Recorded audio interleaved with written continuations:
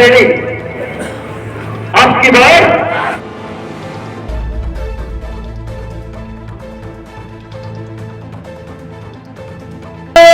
माता की वंदे वंदे वंदे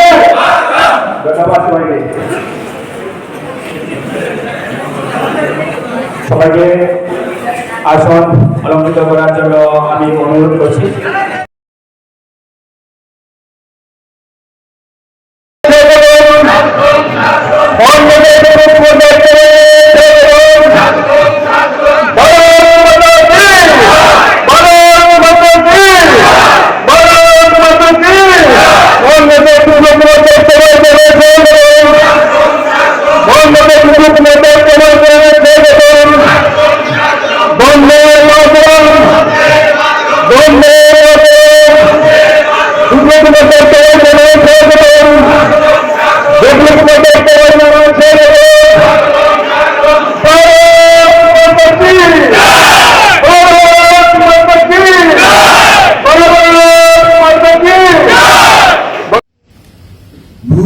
শরণার্থী প্রায় 700 কোটি টাকার প্যাকেজ 23 বছর পর 13 জায়গায় একটি স্থায়ী ব্যবস্থা কে করেছে? মোদী।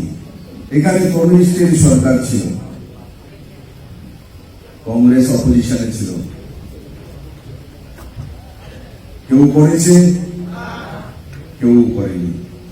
মোদীকে কোন ত্রিপুরার জনজাতিরা আন্দোলন করে বা ত্রিপুরার মানুষ আন্দোলন করে মোদীজির কাছে গিয়েছিল? যায়নি।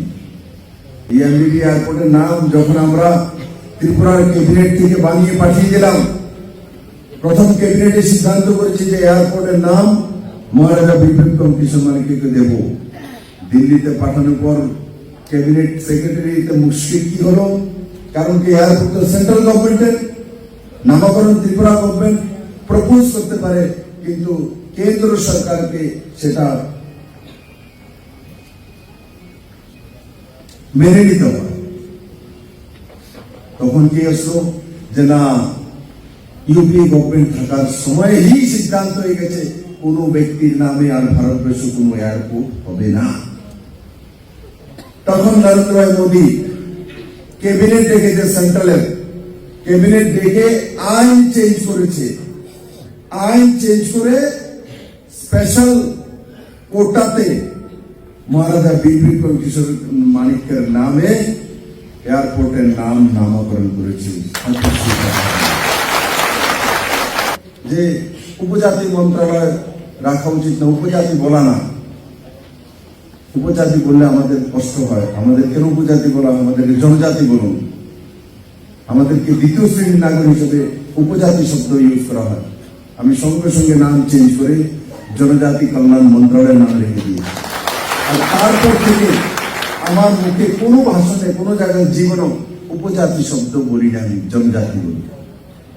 জনজাতি সম্মানের সঙ্গে আর জনজাতি কল্যাণ মন্ত্রণালয়। কিন্তু এখনো জিতেন চৌধুরী, ওনাকে জিজ্ঞাসা করো তো বলবে উপজাতি। আপনি কি? আমিও উপজাতি, তেও উপজাতি। মানে সম্মান দিতে রাজি না, সম্মান দিতেও রাজি না। আর গন্ডাছড়া বিষয় বলছিলাম, মানে কালা পানি ওখানে যদি কেউ থাকে তো কালা পানি। যাওয়ার পর যে গ্রাম ছিল রিয়াংদের গ্রাম, ওই গ্রামে কারেন্ট নেই, তখনও বিজলি যায়নি, এক ঘর কারেন্ট নেই, জল নেই। একটা ঘর টং ঘর ছিল, তারা জুম চাষি, একটা মেয়ে একটা ছেলে ছোট্ট ছিল।